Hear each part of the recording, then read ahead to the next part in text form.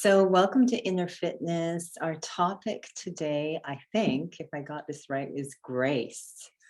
And so we're going to start with the commentary.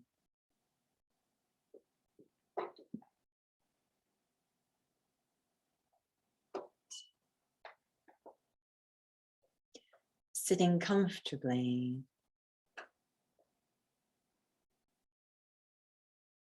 Perhaps experimenting with the eyes naturally open. And making sure the body is also seated comfortably, but in an engaged way.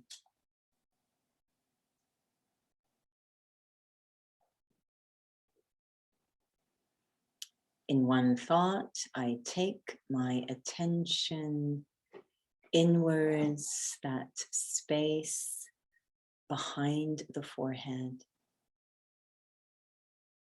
A very powerful space that has no dimensions. It's unlimited. It's my inner world. A space of thoughts and feelings and memories and attitudes.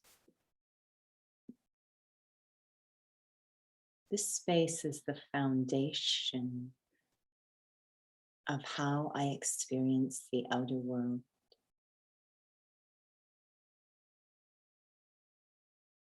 And I've noticed over time, the space has become increasingly impatient, reactive, and even in subtle and maybe gross ways, violent, critical of myself or of others, fearful of situations or change.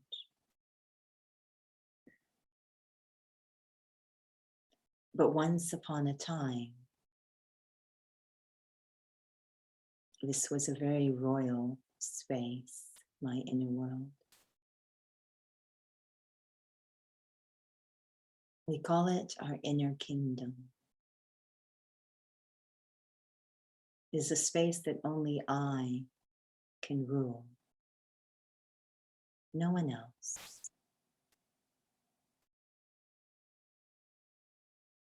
And how do I rule this inner kingdom? Is it in a violent way or a royal way?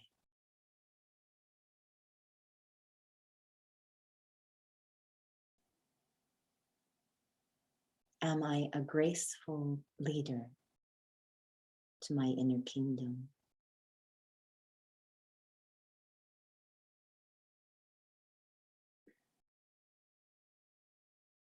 However I rule my inner kingdom completely determines how I move through the outer world.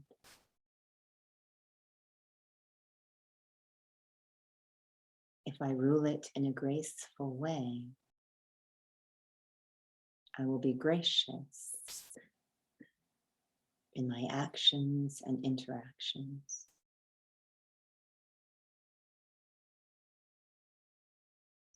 Om Shanti. So our topic again is grace. I will try to control myself and not show you any ballet videos today. I will try very hard. I will try very hard.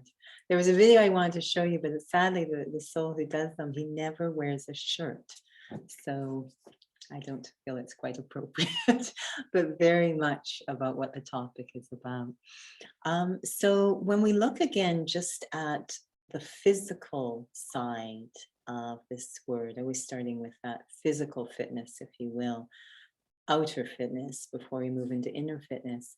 When we hear the word grace, just immediately free associating what other words or feelings come to mind when you hear the word grace.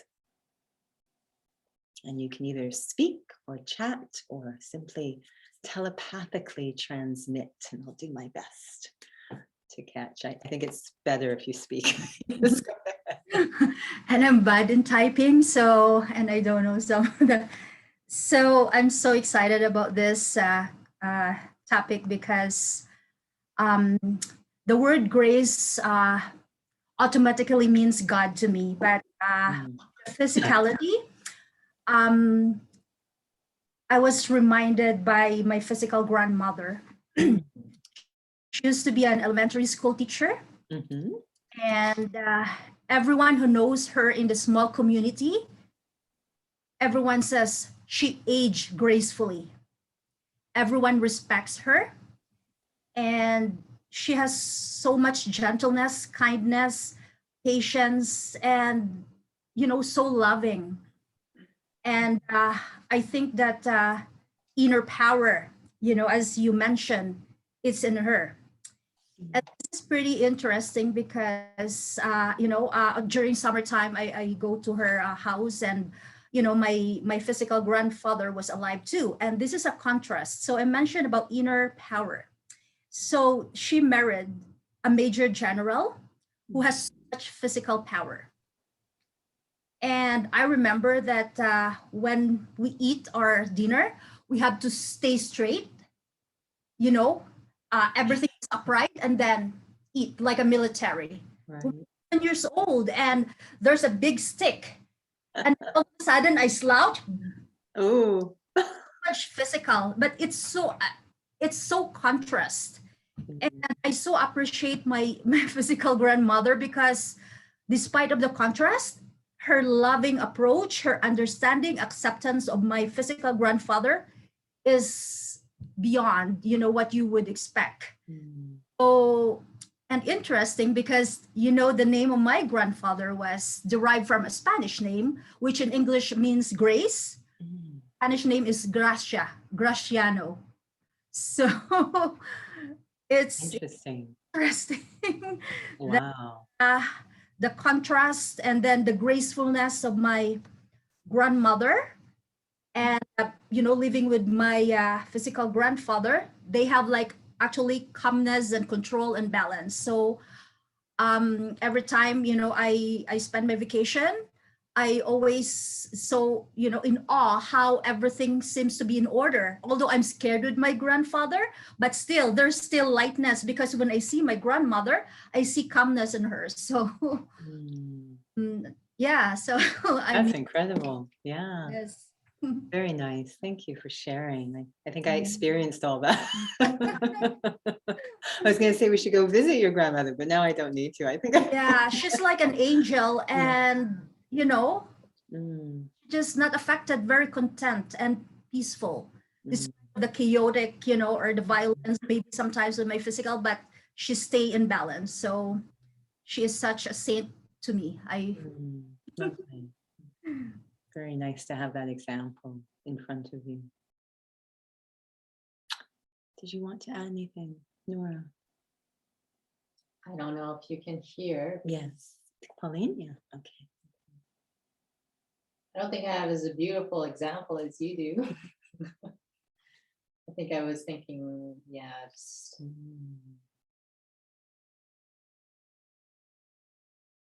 I wasn't thinking about, well, then when I heard that word since young, I don't think I really put it to a certain personality per se, until when Pauline mentioned about, that phrase, she aged gracefully, how we use that word.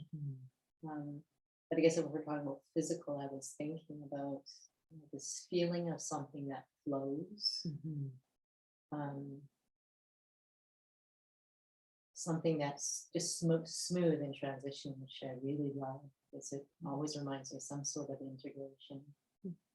And so when I used to do artwork, that's what I loved about. I know you don't like shading, and I like shading. It was really about that flow, that something can transition without anything that's so abrupt and hard and harsh. Mhm. And but just thinking about that, actually, even listening to Pauline share, I was thinking about, this personality of maturity always comes up for me Mhm. when it comes to this aspect of grace. Mhm. I don't know how those are connected together, Mhm. but Mhm. that's what I Absolutely. was thinking about. Mhm. There was a fitness class which we were teaching, and perhaps it will come back. I don't know. It's one of my favorites. It's a body weight class, and it's just a complete flow through the class, and a lot of core strength and stabilization. And when we're going into the class, we cue them, of course, alignment. What we just suggest or invite that the times when they usually want to break, which are transitions. The class is designed to flow without breaks. Take breaks, of course, but sort of inviting them. See if you can go through those transitions without a break. Use the transition that you're given to move between rather than using it. If you need to use it as a break, of course, but see if you can use. So whenever the transitions come up, we say, so with as much dignity and grace as possible, transition. So one day I was walking, when they're in the room, I have no idea what their roles are. This is a corporate setting. I have no idea. So one day I was walking through the hall of the building where we teach. It's an office, a corporate space. And this gentleman walked by me in a suit looking very executive. And he turned around and said to me, with as much grace and dignity as possible. It's like our code, because he says, I love that phrase. I love that phrase. And the point is that, those points when it feels like a stretch, when we feel a little bit exhausted or stretched, to be able to maintain that dignity, that poise, that grace. And that's, in a physical class, I can see souls want to take a break at that time, but they actually are going to build strength during the transitions. Because a lot of the work that we do in a class is very static, holding a plank or whatever. It's actually when you add the movement that you're starting to get into something called functional fitness, maintaining the alignment as you come into movement. And that's where it's challenging. If I could just hold it static, it's a bit like if I could just sit in meditation, great, I'm having a great experience. But the moment that Judy's on the second floor in a Zoom meeting, interrupting my meditation, I'm so sorry, Nora, then it's a very different experience. So the moment we come into sound and action, that beautiful experience in seated meditation isn't of the same quality. We want to set the experience, and that's what the seated meditation is for. But then the idea is, can I integrate that, especially into challenging situations? Aging is one of them.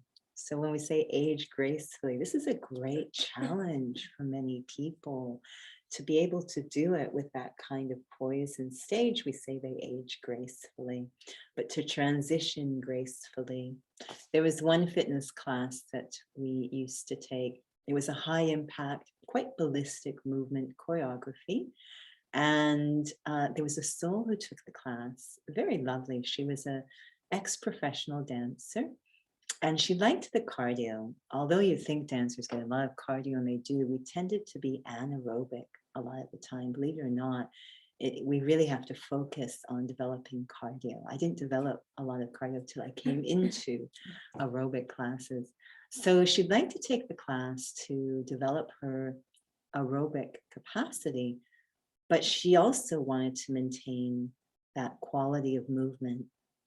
And so she'd usually, be near me when we're in the class, and I'd be watching her in the corner. And I could tell that she was kind of maybe bothering the other people, but I was in complete awe because I was so aware of the difficulty of what she was doing at that tempo to maintain that quality of movement, that grace and range of movement at that tempo was remarkable.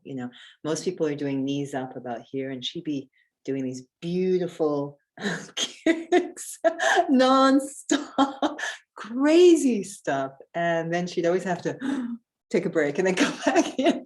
And the people around her were like, I'm like, wow, you know, it's a bit like when we watch a swan, so graceful on the water, the symbol of grace and poise. But I think some of us are aware of what's going on underneath to be able to maintain that.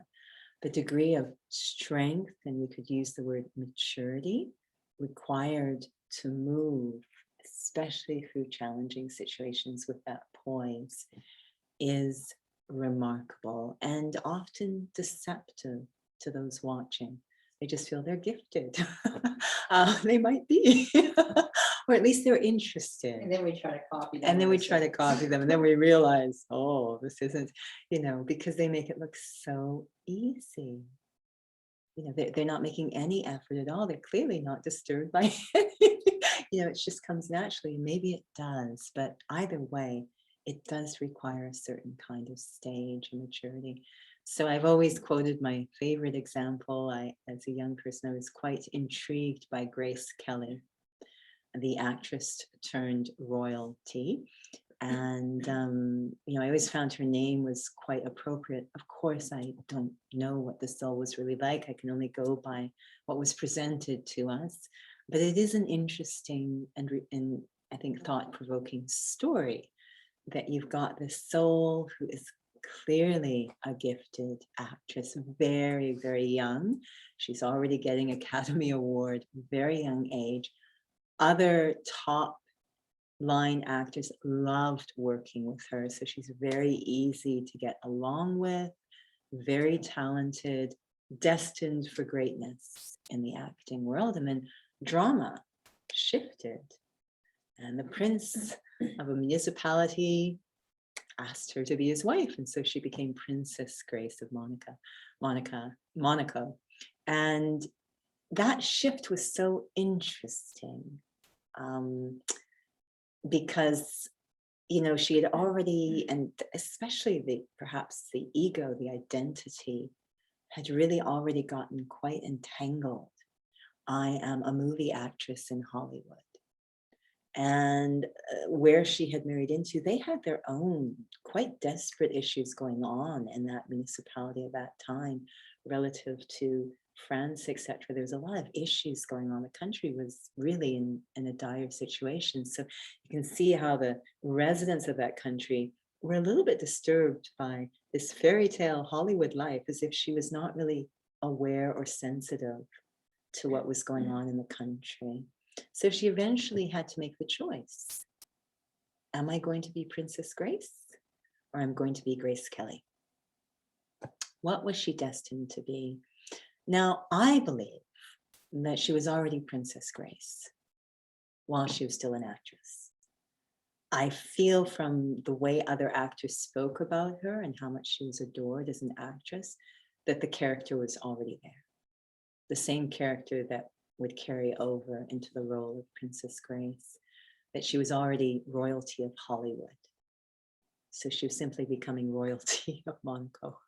So it was just a shift of location, but the same character. You know, but it was just the ego was so attached to that identity. It was going to have to make some choices, and eventually, for the sake of her family, and as time went on, the country, she made the choice. And the choice became quite beautiful. She not only became a princess, but a humanitarian.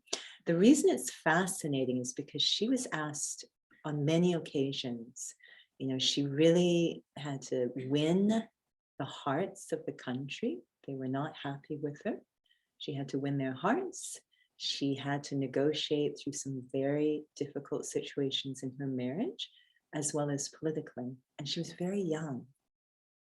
So, but you watch this incredibly gracious being emerge out of that. She must have had it in her to pull that out. It doesn't come from nothing. So you start to see this very gracious. And there's one moment when it's really not looking good relative to France for this poor municipality. And at this point, I believe she was involved with the Red Cross humanitarian. So she was trying to figure out, how can I help my husband? How can I help my country? And she came up with this idea to hold a benefit event.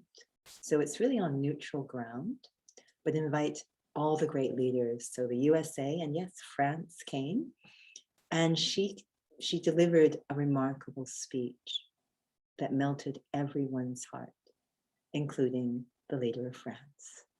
And despite his animosity, he just had to bow down. And I'm thinking, what? You know, there was no violence. There was just this love, this maturity. What a powerful political leader. And it was her husband, of course, who was the leader of the country, but she shows such leadership skills. So there's a lot of power and strength and maturity, but there's no violence. I think of the word accommodation a lot when I think of grace and tolerance, to be able to respond to quite challenging situations whilst accessing remarkable power inside, so that I'm not constantly focusing on what's wrong.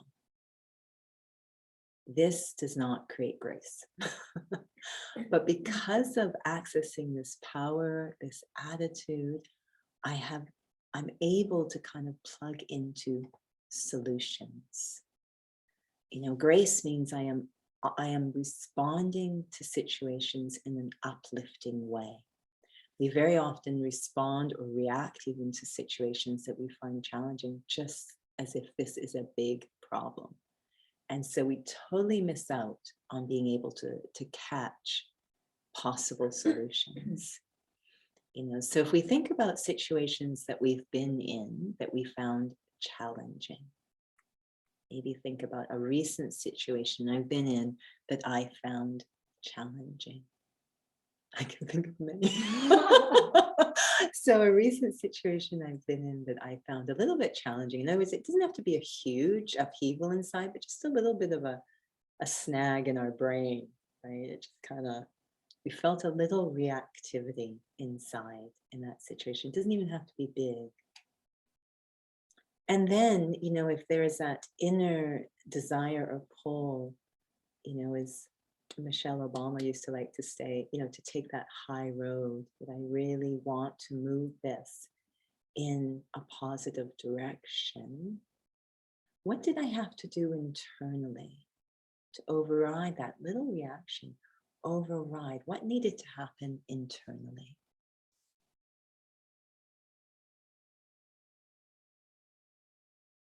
Kind of adjustment. Because this is really the secret of grace. I think your sense of self-respect is a huge one that one needs to check in on. If it's not in the right place. So that you can actually respond. And we use that word dignity, but I think it's a big word. You know, like, I don't know if individuals know necessarily what that means, except what's on the exterior.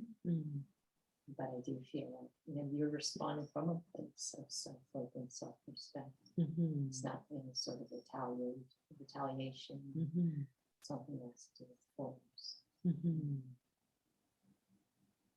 Pauline, did you want to add anything?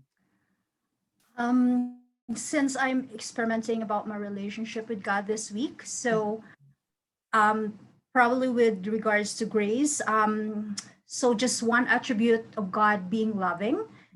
So having that thought and feeling that God is love and I am his child, the power, you know, to love myself and to love others is more, I think I'm feeling it more in a way that I don't need, you know, like in some situations that sometimes I feel like I want to be recognized, but I don't need to be recognized because I experience that I don't actually want love because I am love. There is a supreme soul who loved me unconditionally. So the reactivity, you know, the feeling sometimes of doubt and fear, it's all, I think, melted And the way the situation you handle, you just handle it with ease because of the love of God, the love for yourself, and the power that God has given me, in response to whatever situation I may be in. Beautiful. I like how both of you responded in such positive ways, because the actual cause of that reactivity, neither of you really went into it, but which is great. I love the positive that you gave. But the source of that negativity, of course, or that reactivity is ego, which we call kind of disconnecting from who I really am. Ego is what causes the destabilization. And, in physical fitness, so when we're looking at, and again, I'm not going to show you the video, but when we're looking at graceful movement, I wish I could, I don't even think I could find it, but when we're looking at graceful movement, the game changer is core stability. Many of the movement community, those who really focus, will say again and again, core stability is the foundation of movement, healthy movement, over and over and over. And the irony is that the more there is ego that I'm consumed with the superficial, the less time I actually spend on core stability. I might spend a lot of time working on my six-pack, but the less time that I actually spend on core stability. It's quite ironic because it is the foundation, but it is so incognito. So incognito. I'm always in awe when I'm with a group and I can see them, I can tell from the alignment that they spend time on their core. You can just tell from their alignment. So this core stability physically is this very incognito, quiet foundation that allows for healthy movement, that allows me to, it's remarkable to watch someone with a strong core because they can do a very challenging exercise. It's like they're moving through butter. So, I've given the example before of these two souls that were sort of in the competition. One was a CrossFitter, the other was a calisthenic athlete. And not to say that one of the other necessarily needs to develop their core more, but one of them happened to be the calisthenic athlete, who's very core focused and very subtle focused in his training. But what I loved is when they first met, introduced for the competition, they were going to move through 6 events for time. The CrossFitter said, "Oh yeah, no, I'm going to win this. I am powerhouse. I'm ready to." And then the other one was so gracious. It's like, "I have no doubt that my respected colleague will win this. I'll just do my best." I'm sitting here, wow, so gracious, so like the contrast, even before they started moving, the contrast was so loud, the grace and royalty. And then they started the exercise, and the counselor, he just focused in, dialed in. It was beautiful. It's like watching a dancer. It was beautiful execution of the exercises, a pleasure to watch. The other one was like, like brute force. I am working hard now, let me tell you. But then it was like, no. And of course, he's going slower, but he's very consistent in his tempo. That's going to make a difference as they move along. So he starts behind and he's moving through very methodically with incredible control. We have a session this month on slow flow, that wonderful controlled movement, mastery of physical movement. It's just inspiring to watch. And then as it goes on, suddenly they're neck to neck. About halfway through, this one who's been like blasting through violently, he's starting to lose some steam, because when you don't have that same core development, there's inefficiency in your movement. You're using more energy to execute the exercise. So he's starting to slow down, and this one's just consistently the same speed. He's staying very consistent, very beautiful execution. And this one's like, He's slowing down. His form is becoming a little bit funny looking, and it's getting very interesting. The last exercise they had to do was on a set, it was on a playground, a set of looked like parallel bars. If you've ever seen that in gymnastics, they're going to have to go into a freestanding handstand on the bars. Fascinating. Our little calisthenic athlete, he just floats into this beautiful, it was for 30 seconds, I think. Beautiful. Perfect. I mean, you're meditating at this point. Watching. It's so easy and flowing. And the other one is like that horrible banana form, you know what I'm saying? Because there's no core on whatsoever. He's just, and keeps falling out, which means he's losing time because he has to accumulate a total of 30 seconds. The other one just stays there. And of course, he won the competition.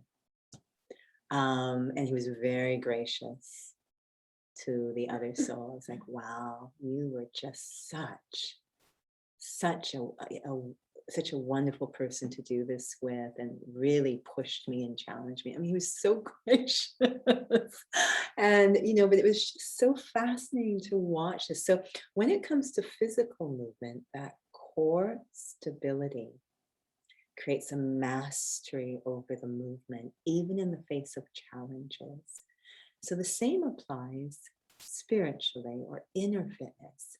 We've talked about it so many times. You both spoke to it so beautifully, is that we can say freedom from ego. That was actually the language that Brahma Baba, the first student of Raj Yoga, used, was egoless. After that, the term self-respect, etc. But he actually used the term egoless, and it's quite accurate. Ego is what robs us of that grace. So, because once there's no ego, there's no reactivity, there's nothing to snag off. There's nothing for situations to snag on. The sensitivity and reactivity is coming from the ego. Ego recruits all these other dynamics of desire. Ego wants things to happen a certain way. Ego depends on certain outcomes or attaches. So ego is kind of that first force, we say arrogance of the body, is that first force that kind of gathers these other elements that create a lot of reactivity in the soul. That core stability, yes, I need to focus on self-respect to become egoless. And it's even been said, where there is ego, there cannot be love. And where there's love, there will not be ego. So what Pauline was talking about, so we talk about God as an egoless being, a being that has no ego. And at the beginning, I love this term as well, and often think about it. And even there's moments in my own episodes, it's by the grace of God, because I'm like, I did not make enough effort to be experiencing this depth of connection or peace. So it's God's grace. Yes, Pauline, you may have to unmute. Make sure you unmute. So I don't know if you remember this morning. Oh gosh, I'm trying to forget. Okay, No, you sorry. asked. So you asked, how are you feeling? Yeah.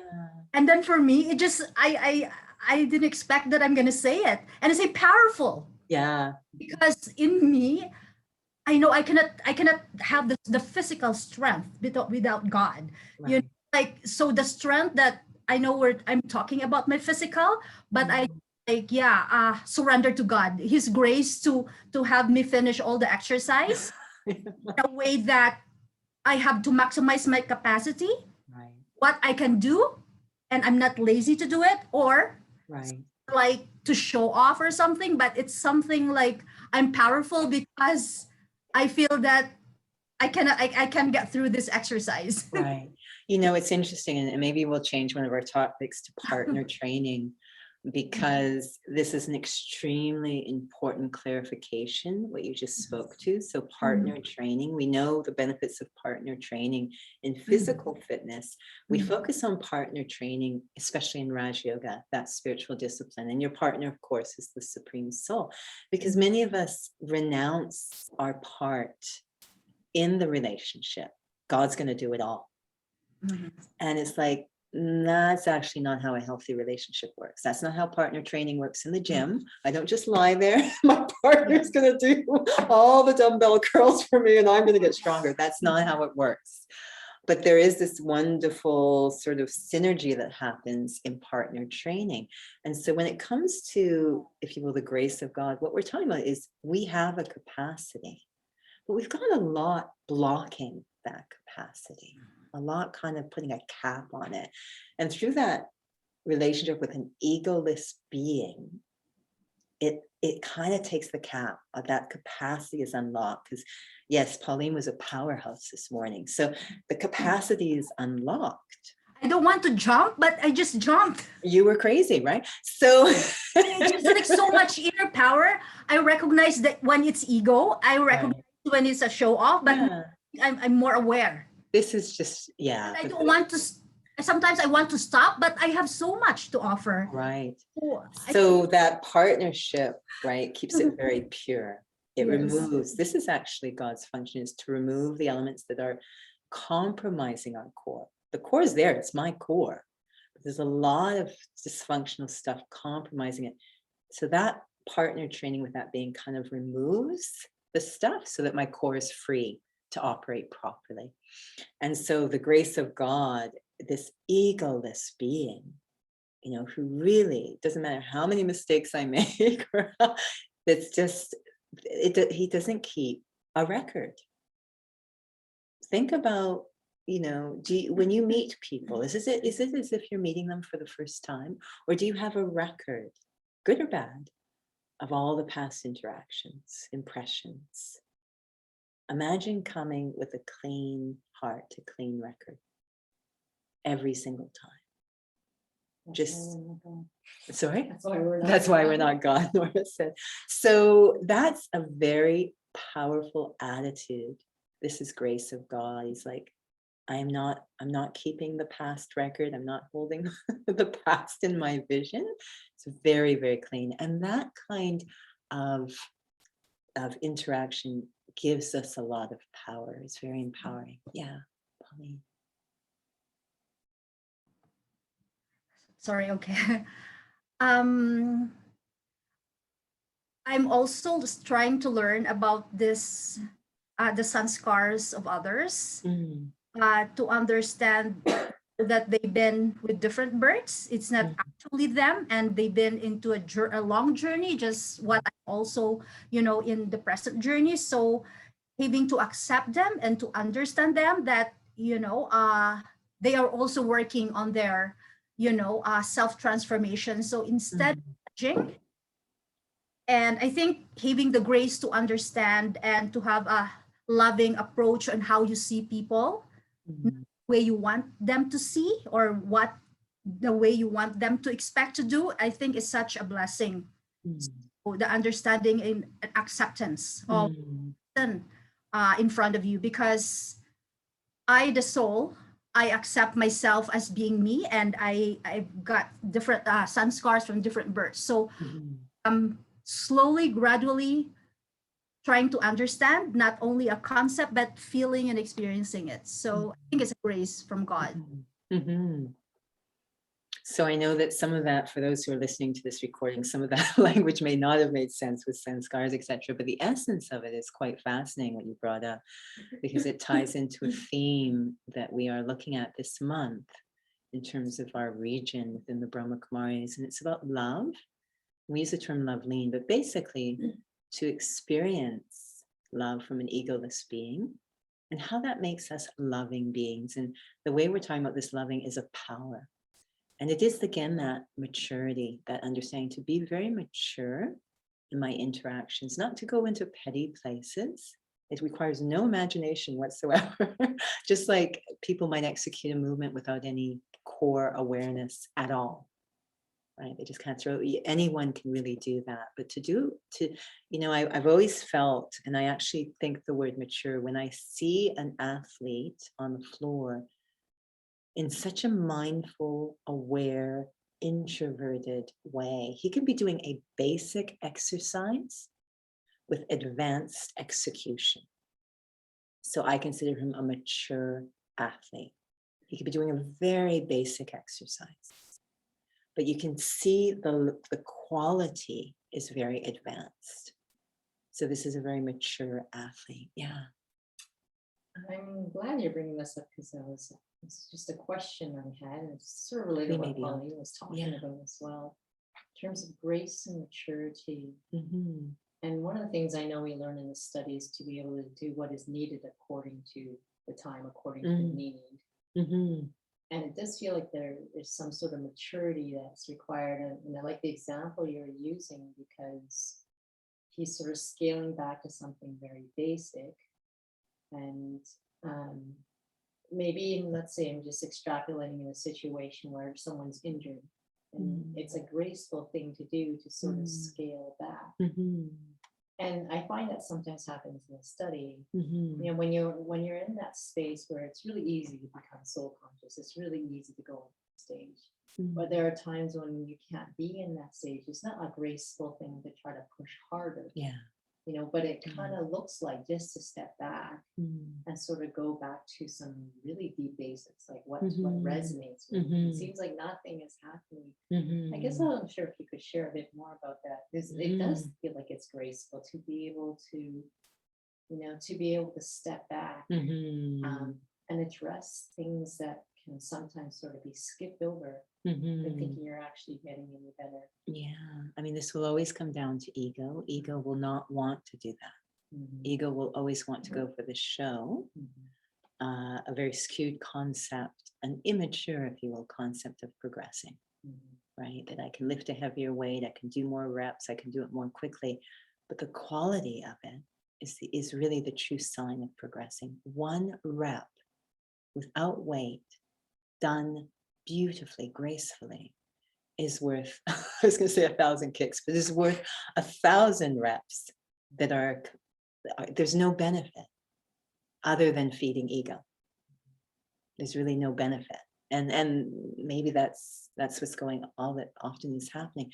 So again, it's that ability, you know, to that self-respect, to be able to identify this is what I need to do to take benefit from this moment, is I need to scale back. I need to go to the basics. I need to check in on the quality, the honesty of what I'm doing.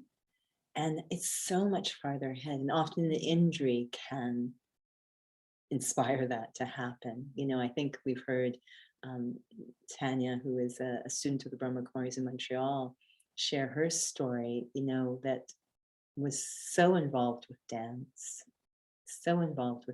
and then, as happens so often with dancers, was quite injured. And something inside, you know, now for those who know this soul, they know that they are a technician, that accuracy is like crazy for them. They're crazy accurate. And I think that was a saving grace in this situation. So, you know, they landed up finding mind body discipline Pilates as part of their rehabilitation recovery. And the studio that they went to, maybe the first studio they went to, the instructor was giving them some things to do, and you know, they could see that many dancers can pick up different movement modalities like this. So, you know, she would pick up, on the surface, seemed to be picking up Pilates and progressing. And she said to the teacher, said, no, please don't do this. I do not want advanced movement. That comes way too easy, and that is not beneficial for helping me to recover. It will just be another show, and my injuries will never be addressed. The dysfunctional mechanics that led to the injury will never be addressed. So they said, keep it basic. I want to keep it basic. So very, you know, that required they could feel ego coming and say, oh yeah, I can do all these advanced things and swing like a trapeze artist on the Cadillac or whatever. Oh yeah. But it's like, no. That's how I got injured. So that's not going to work. They actually asked the instructor to scale it down. It's interesting when you mentioned that you don't even have to have a core to do certain things. No, you don't. It's On the same thing as, surface. like you don't have to have a foundation to look like the news. No, that's exactly it. And we've talked so much with the parallels of outer fitness and inner fitness. You know, core stability is so important for both. And again, the issues that arrive in physical fitness, that we've got this interesting outer layer Rectus abdominis, known as the six pack, deceives many people into thinking there's a core there. I'm telling you, it's so easy to develop the rectus abdominis. Very challenging for souls to develop the deep muscles, very challenging. And those are the ones that actually stabilize the spine. They're so important, right? So difficult, so difficult. I mean, I know that you've been experiencing something again. It's you know, this rectangle right here, shoulder, spine, pelvis. This is what I need to stabilize, and it's deep muscles that do it. And to get them happening, to get them firing, the big ones want to take over. It's easier. I can see what's going on. Most people have no idea what's going on the backside. So that's completely ignored. There's imbalances. The list goes on and on as to how we tend to opt for the superficial, because it's easier and it looks good. Doesn't mean I'm taking benefit, that I've got that strong core. So yeah, I can do lots of things. So this happens in physical. So there's the spiritual as well. And ironically, if I go for the short, grace will move further. The possibility of grace will move further and further away. Because it's remarkable how many nice people, we all, you know, Pauline brought up the aspect of being children of God. We're all nice souls. We really are. That's our intrinsic character. But as we developed ego, we developed a show of nice. Just like we have a six-pack, a show of having core strength. I have a six-pack. I'm very nice to people. I give them things. I say nice things. I recycle. It goes on and on, right? But often the most reactive, the most sensitive. There's no core. There's no self-respect.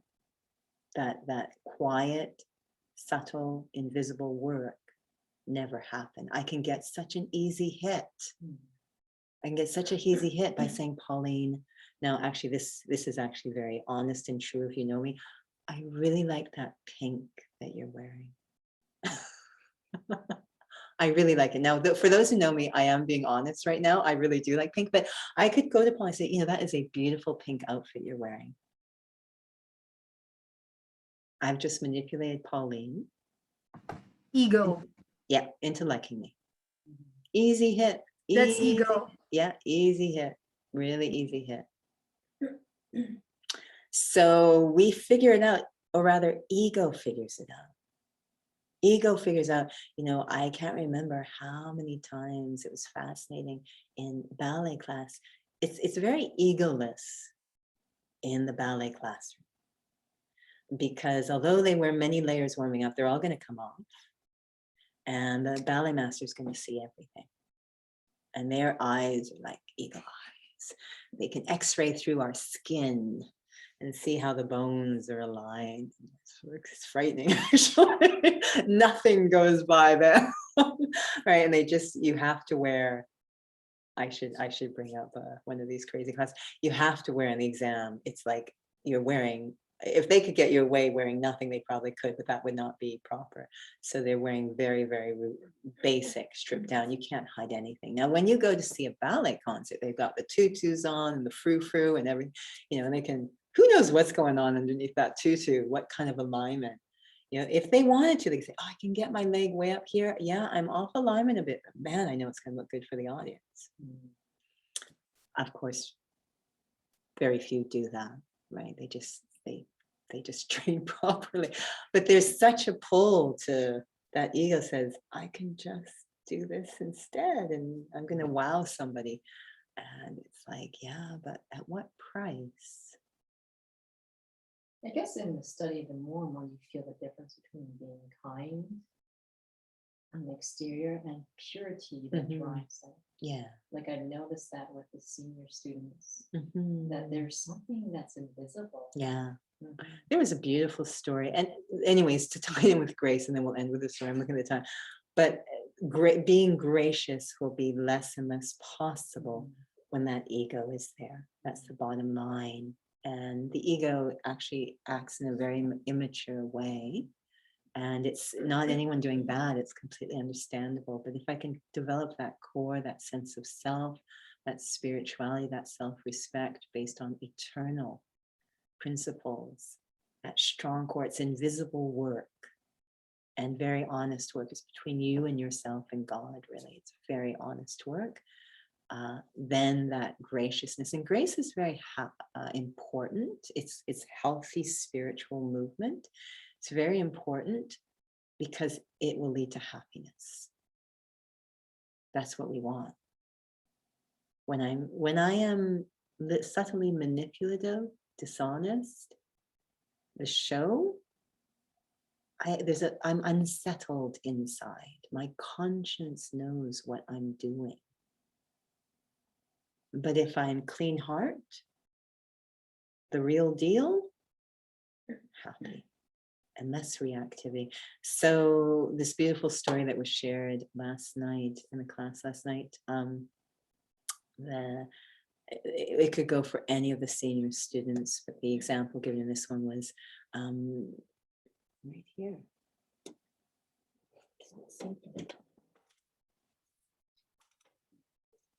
This one right here, Dadi Prakashman. The story was about her, but any one of them it could have been about.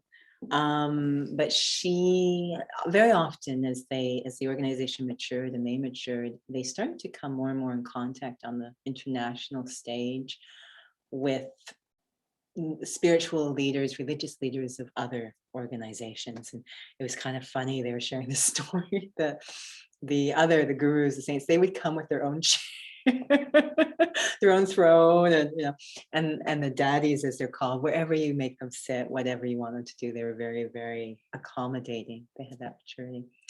But there was a beautiful story that one of the rishis or saints that were visiting,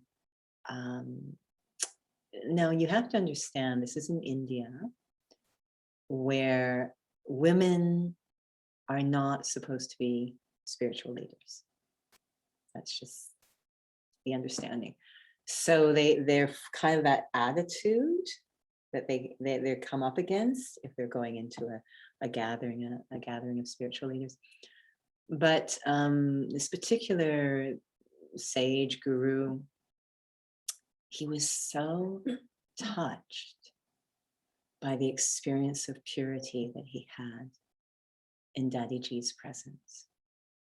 And he said, I've been around a lot of religious leaders, they lead pure lives, but this isn't about just leading a pure life. There is a vibration of purity that I have not felt before. There's something different here. I mean, again, for a male leader to really kind of have that kind of, experience is remarkable. And so he actually was pulled to come, and he wanted to come and meet Daddyji and to understand where is this coming from? What is that? What is the secret behind? But there's such a clean, it's a universal feeling. It's a very clean heart.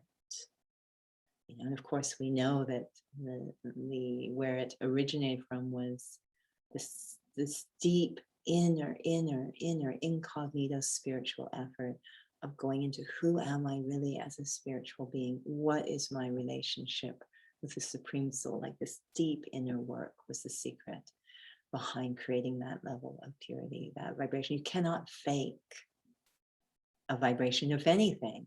A vibration will give you away. So if I'm saying very nice things to Pauline, but there's that vibration of wanting and taking and needing, souls will feel that. They won't know why they're kind of a little bit overwhelmed, or I feel that the soul is very needy. The vibration is very loud. You cannot fake it. Whatever words or gestures, the vibration is very loud.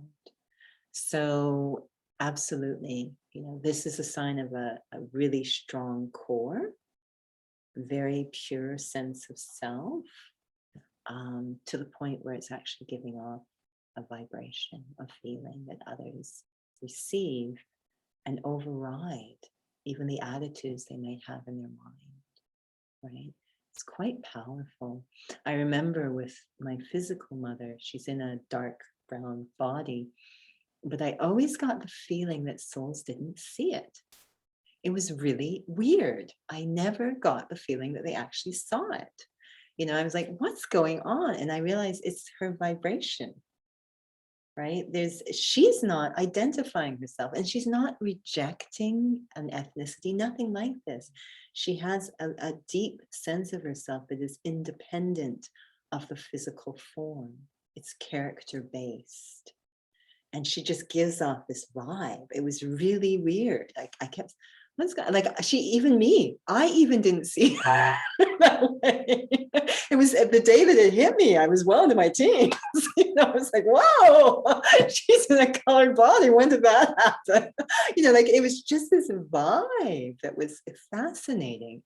You cannot fake a vibe. And that soul was identifying with character. And I see it even in her senior years.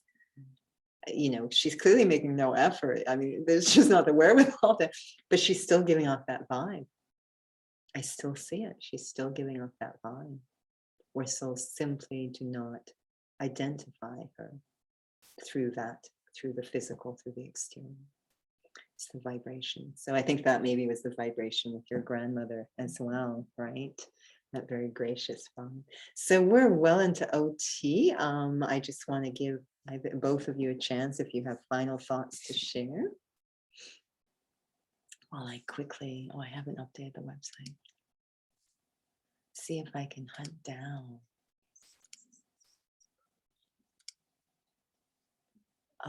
To finishing power. It'll be a surprise next week. Sorry? It seems to be a better flow. Okay. Or maybe partner training. I don't know. So much to do. Anyways, are there any final thoughts for either of you?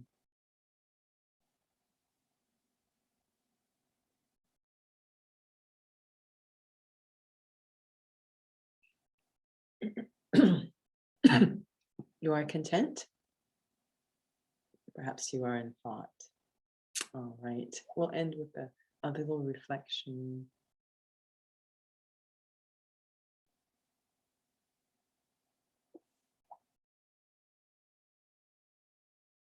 I become aware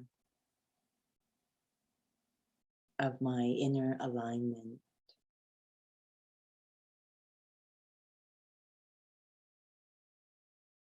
And how I so often have ordinary thoughts about myself.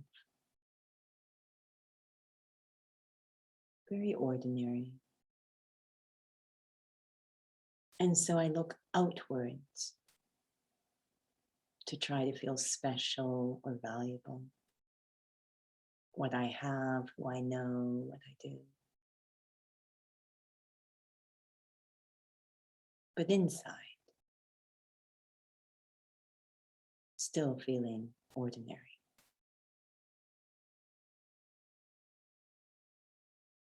But what if, in fact, each of us is quite special? Not because of how we physically look or what we do or how much money we have or what we own or who we know, but just intrinsically, we are each one of a kind, very, very special.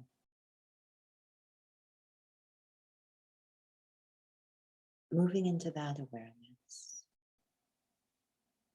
the essence of understanding I am a soul, a spiritual being made up of a very unique blend of different virtues, qualities, and strengths.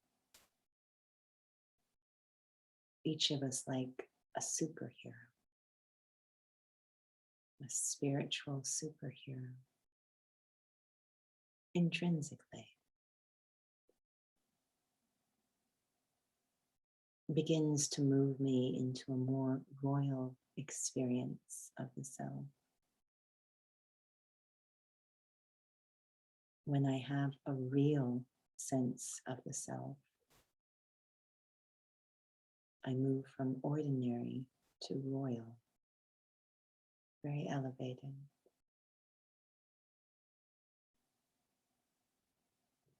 That royal sense, very special sense of myself, is the foundation of grace.